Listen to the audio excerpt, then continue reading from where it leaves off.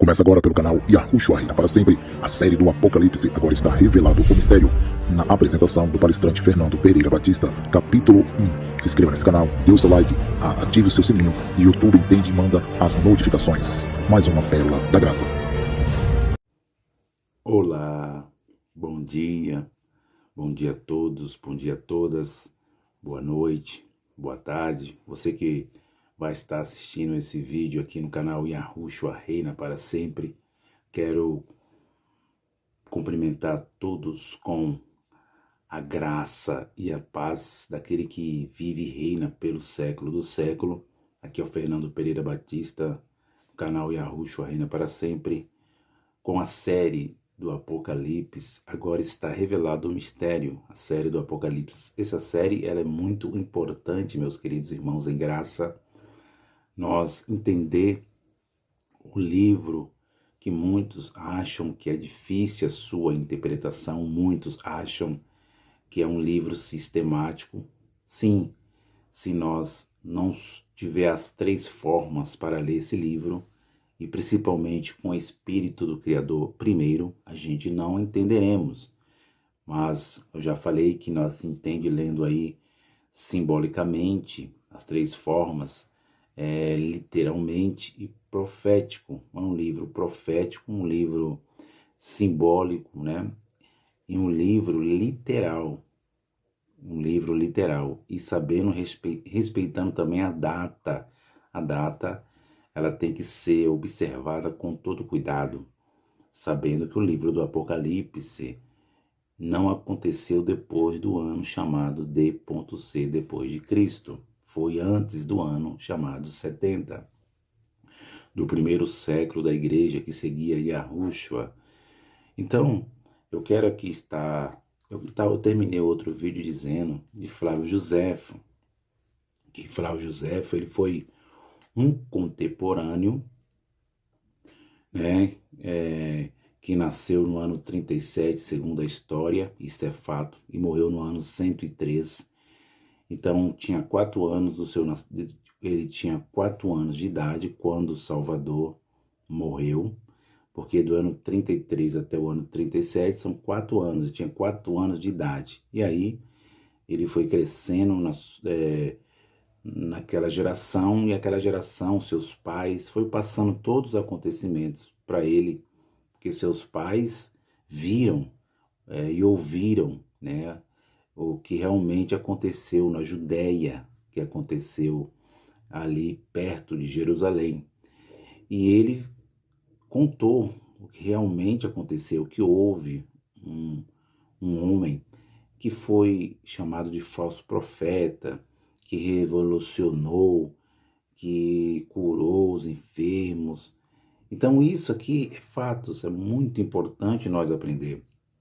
E ele contou as coisas futuras que aconteceu. Eu terminei falando de Flávio Josefo, porque no livro do Apocalipse, capítulo 1, versículo 19, fala do passado, do presente e do futuro, naquele momento da geração que eles viviam, naquele momento, do ano 33 até o ano 70.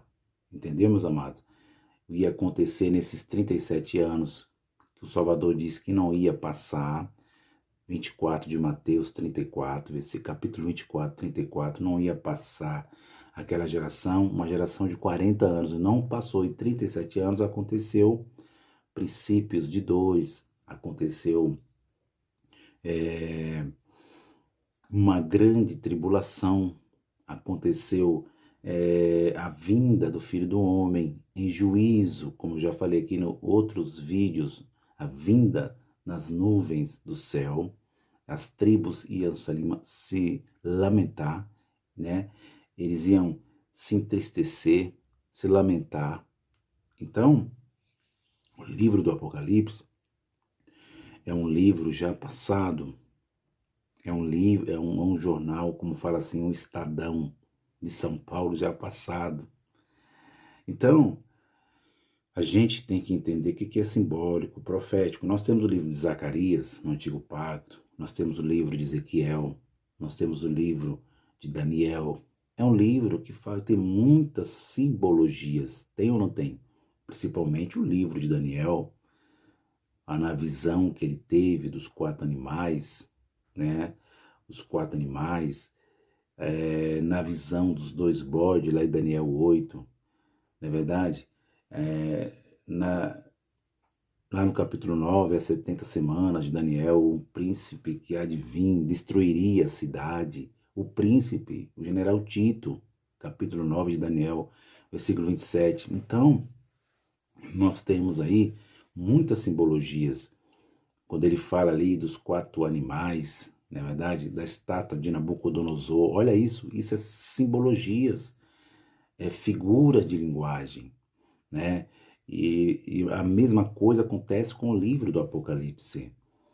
E quando ele fala que o primeiro animal era o leão ali, ele estava se referindo ao império que passou. Quando ele fala do segundo animal, ele se referia a outro império que viria e dominaria, né? O primeiro império, que era do leão, que era de Nabucodonosor. Quando ele fala do urso, né? Depois vem ali o leopardo da Grécia, depois apareceria um animal horrendo, horroroso, né? Com 7 cabeças, né? Então, isso tudo é simbologia. A gente pega o livro de Zacarias, é a mesma coisa, muitas simbologias. Os hebreus tinham essa linguagem, essa figura de linguagem no hebraico, né? Então, nós estamos aprendendo aqui a série do Apocalipse, agora está revelado o mistério. Mas só que eu estou aqui não contra as pessoas, né? Não estou contra as pessoas, os teólogos, as pessoas, mas eu estou contra a religião, contra a doutrina, aquilo que ensina dentro daquele templo de pedra, né? Aquilo que ensina naquele lugar que eles chamam de casa de Deus, chamam de igreja, mas igreja na Bíblia é pessoas regeneradas, pessoas lavadas, salvas, com o sangue da nova aliança. Então, o que eles ensinam? Ensinam, faz do Apocalipse uma fábula, futurizam o livro do Apocalipse e aí cria uma ideia na cabeça, uma ideia contrária, que é ideias humanas, criam símbolos. Aí que a gente vai falar sobre o dragão, quem era o dragão do Apocalipse, aqui a gente vai falar quem era a besta, quem era o falso profeta, aqui a gente vai falar o que significa abismo no livro do Apocalipse, a gente vai falar todos esses símbolos, meus amados. Eu já falei sobre nuvens do céu, o que significa, isso está bem claro aí no vídeo. Então, ontem mesmo eu saí do serviço e eu tenho um abençoado, que é o líder da noite, e ele mostrou uma passagem de Pedro, que ele fala que o mundo de então seria destruído com fogo, né? Com fogo. Ele fala dos últimos tempos, dos últimos dias, que muitos iam se apostatar, iam se desviar, falando assim, né? Iam se afastar da verdade, e Deus tinha reservado a terra para o fogo. E eu falei para ele que não se referia ao mundo que vivemos, às gerações vindouras, se referia ao mundo que passou, ao mundo de Moisés, não somente para Jerusalém, mas ao mundo de Jerusalém, o mundo velho que passou. O mundo velho passou, meus amados. E a gente vai aprender isso aqui também no livro do Apocalipse, que o mundo velho passou. Então, o mundo velho era um mundo da lei, de ordenança, mandamentos, onde tinha o ministério da condenação e morte, que era a lei mosaica, né? Olho por olho, dente por dente, e o Salvador cumpriu na sua carne.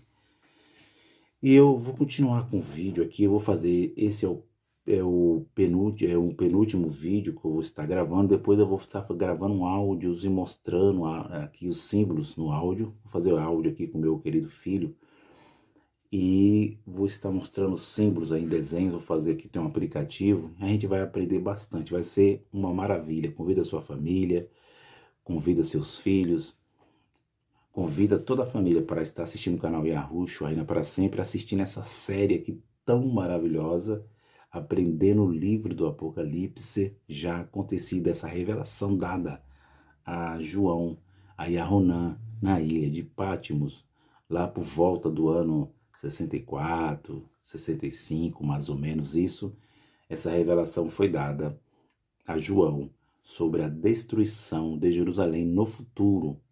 E Deus mostrou para ele o passado da lei também. Mostrou os acontecimentos do passado, do antigo pacto. Mostrou Adão, mostrou Herodes, mostrou o nascimento do Salvador, mostrou Maria. E isso é muito interessante. É só nós lermos capítulo 1, versículo 19. É um acontecimento que acontece chamado do ano 1 até o ano 70. Então, escreve as coisas que tem visto, as coisas que são e as coisas que hão de acontecer dentro daquela geração, não fora daquela geração. Isso é muito importante, categoricamente falando, você aprender. Não falou para um futuro incerto. Quando nós lemos a Bíblia, e o apóstolo Paulo escreve dizendo que as gerações vindouras saberão, lá em Efésios, tem muitas passagens que ele fala, as gerações vindouras saberão que nós reinamos em vida. Aí sim, era para gerações que viria. Então aqui estamos nós, gerações vindouras, é nós, é os gentílicos já salvos, transformados, batizados com o Espírito nosso Criador. Eu quero continuar aqui com esse vídeo aqui rapidinho desse suposto pastor que ele tem muitas visualizações no YouTube. E você sabe, né, meus amados, aqui na plataforma digital, quanto mais as pessoas têm visualizações, né, como eu estou chegando agora, a gente sabe que tem ajuda muito o joinha, ajuda muito o like, ajuda muito as visualizações, mas nós temos que estar aqui, sim, para transmitir o conhecimento da verdade. Porém, a gente não pode estar aqui para transferir a nossa própria interpretação e ganhar vários seguidores. Não, a gente está aqui para que as pessoas conheçam a verdade do Evangelho da Graça, o Evangelho da Graça, né? Não que conheçam um Evangelho que não é verdadeiro, um Evangelho salada, um Evangelho de graça e lei, um Evangelho criado, um Evangelho mito. Então, um evangelho mitológico, falando assim. Então, o que ele diz aqui sobre os 7 selos e as 7 trombetas? Vamos aqui rapidinho. Esse é o penúltimo vídeo que eu vou estar gravando, depois eu vou vir com áudios. Vou entrar no capítulo 2, mostrando qual eram as características de cada igreja, o que elas tinham, o que elas tinham que fazer. Pessoas, igrejas que se reuniam ali na Turquia de então, né? A Turquia de então, que estava na Ásia ali, era uma cidade próxima ali da Grécia. Depois eu vou estar falando no áudio, vamos estar aí mostrando para vocês. E o Salvador mostrou cada característica de cada igreja, qual era o compromisso delas. E depois a gente vai para o capítulo 3, 4, aí vai ficando melhor ainda a série do Apocalipse. Se inscreva nesse canal, dê o seu like, né? Ative o seu sininho. E vamos estar aqui fazendo essa série maravilhosa até o capítulo 22. No capítulo 22 eu voltarei de volta com vídeo, concluindo essa série. Depois vamos estar começando outra série aqui no canal Yahushua Reina para Sempre.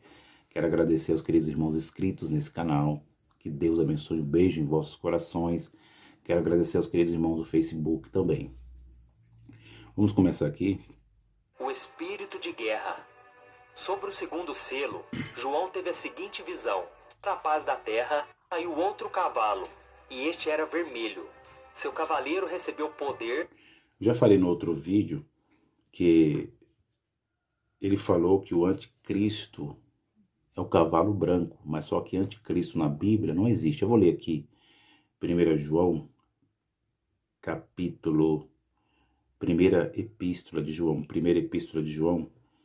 capítulo 2, versículo 18 em diante, para que nós entenda aqui o que é anticristo e que aquele cavalo que no primeiro selo se apresentou na visão, ele nunca foi um anticristo, Satã, o capeta, a criatura das trevas que a religião inventou, que vai vir dominar o mundo. O mundo era o mundo da lei.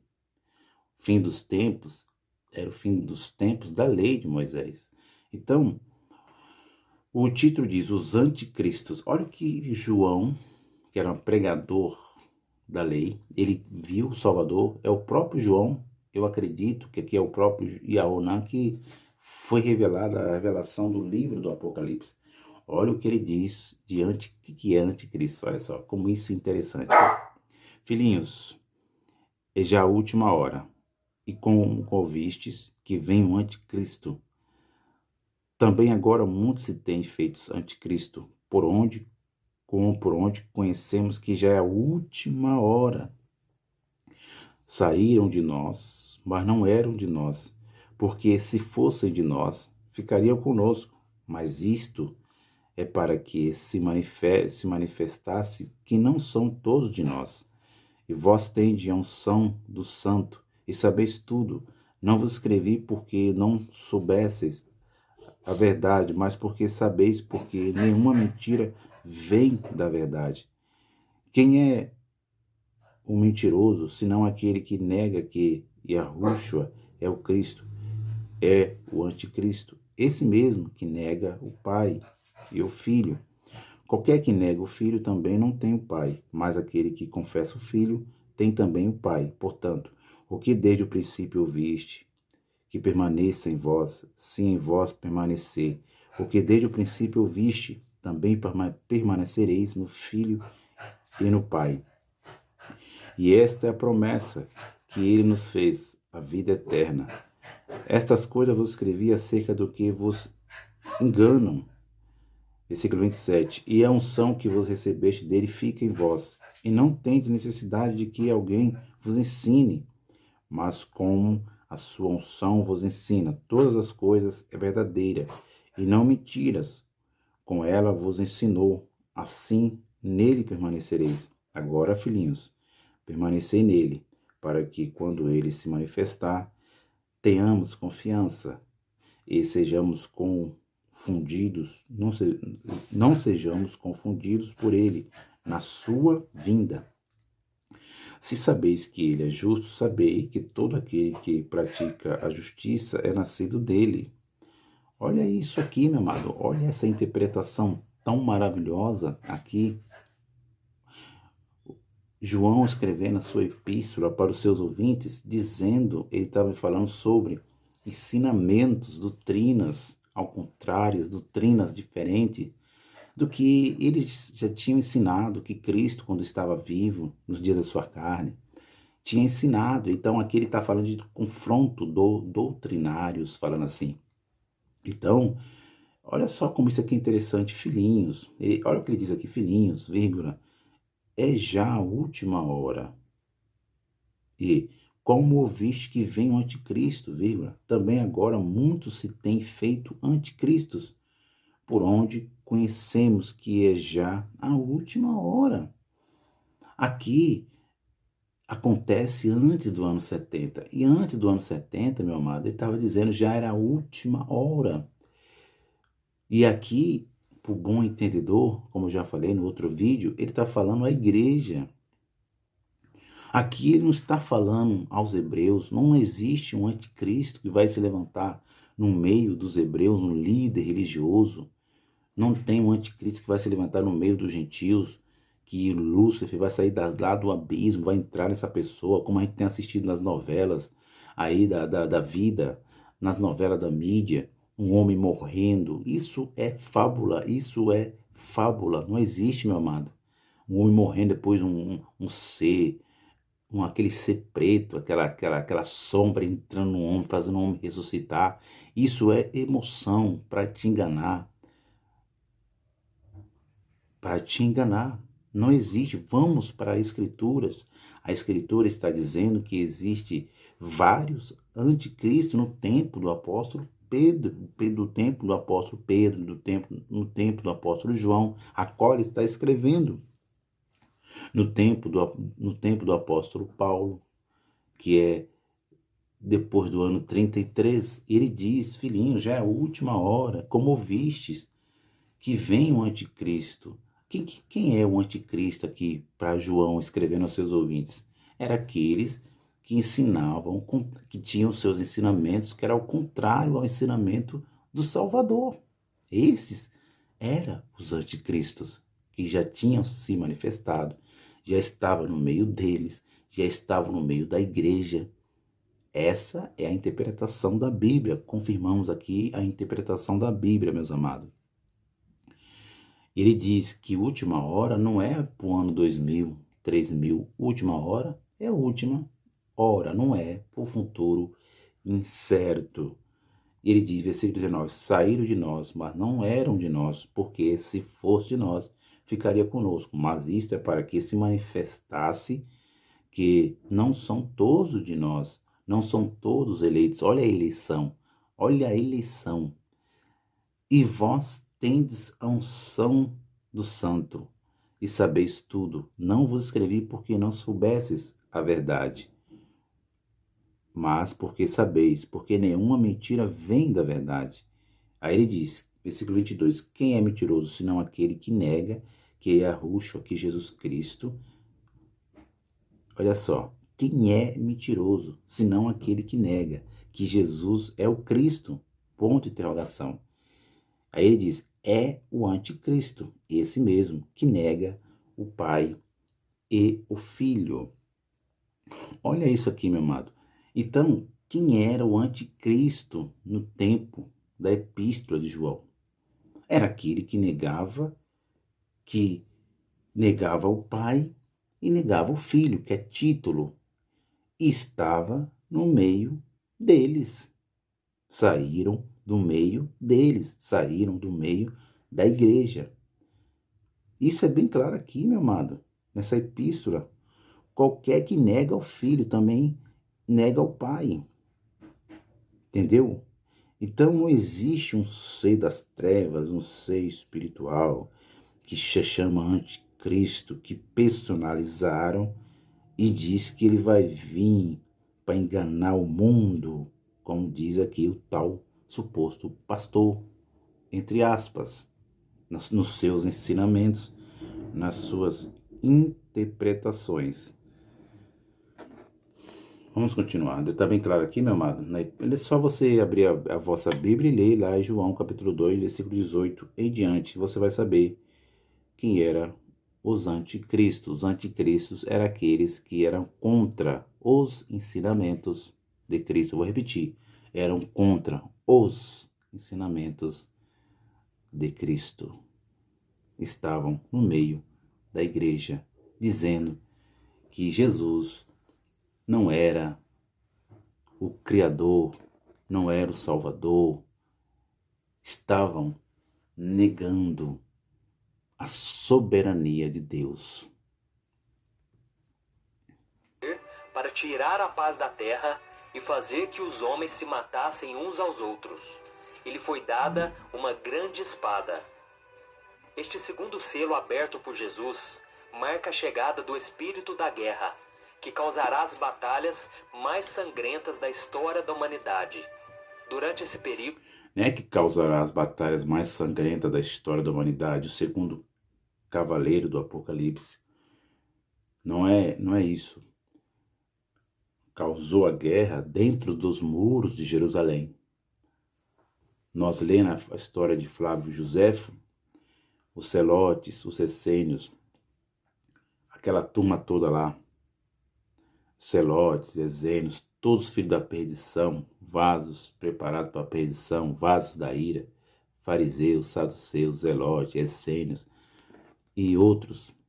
Aqueles filhos da perdição mesmo, aqueles que falavam, cai o sangue desse homem sobre nós, eles, depois dessa paz em Jerusalém, Deus é que deu essa paz a eles, por um tempo, nesses 37 anos, que foi o cavalo branco, sem arco, sem flecha. Depois eles iam se revoltar, eles iam fazer guerra com alguém. Eles iam fazer guerra contra o Império Romano, contra Vespasiano, contra o general Tito. Eles não aceitavam os gentios. Vamos continuar aqui, meu amado. Não tem nada com a humanidade. O segundo cavalo era a guerra dentro dos muros de Jerusalém. Boa parte dos habitantes do planeta morrerá.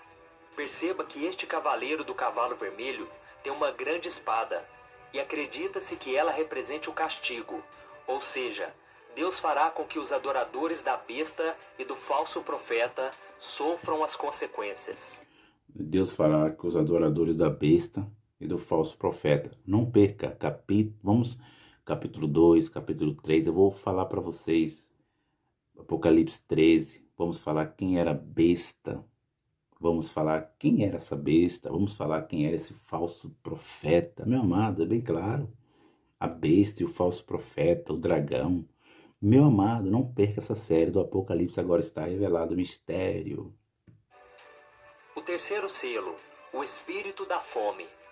João descreveu a visão desta maneira. Quando o cordeiro abriu o terceiro selo... Agora ele vai falar que o terceiro cavalo é o preto, e é o espírito da fome, que representava o espírito da fome, que vai fazer a humanidade passar fome, que não vai ter arroz, que não vai ter feijão, que não vai ter nada, vai morrer de fome. Toda a humanidade, todos os continentes vai ser atingido pela fome.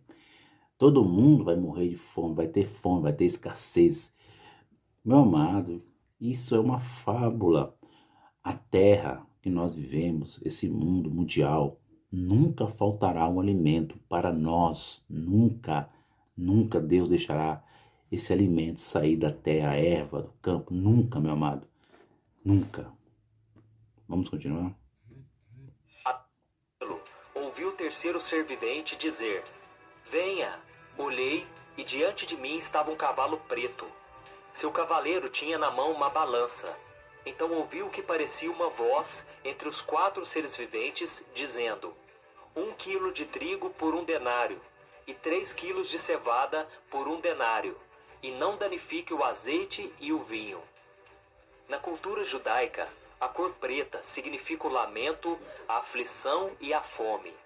E é exatamente isso que o cavaleiro do cavalo preto trará ao mundo quando Jesus abrir o terceiro selo. Perceba que ele carrega consigo uma balança. Amor, pega a lata aqui em cima. Olha aqui, meu amado. Terceiro cavalo, pareceu comercial, terceiro cavalo preto. O que representava para os judeus? Que depois de uma paz que Deus tinha dado dentro dos muros de Jerusalém, nos 37 anos que o Salvador disse, lá no capítulo 24, 34 de Mateus, viria o cavalo vermelho. O cavalo vermelho, isso é óbvio, representava a guerra, né? Isso é óbvio. Depois viria o terceiro cavalo preto, que traria uma fome. Por quê? Porque Flávio José conta que quando Jerusalém foi sitiada, contemporâneo, eles não poderiam sair. É como a passagem ali do Antigo Pacto de Jericó. Jericó estava cerrada por dentro e por fora. Então, eles não tinham como sair fora dos muros de Jerusalém para trazer alimento, porque eles tinham esse costume, era a cultura dos hebreus, de sair e trazer alimentos ali na circunvizinhança, ali de Jerusalém, do gentio. Então, nesse momento que eles ficou cerrados ali dentro de Jerusalém, isso estava falando no futuro, é a revelação. Eles não tiveram alimento para se alimentar. E Flávio José fala que eles matavam seus próprios filhos para comer.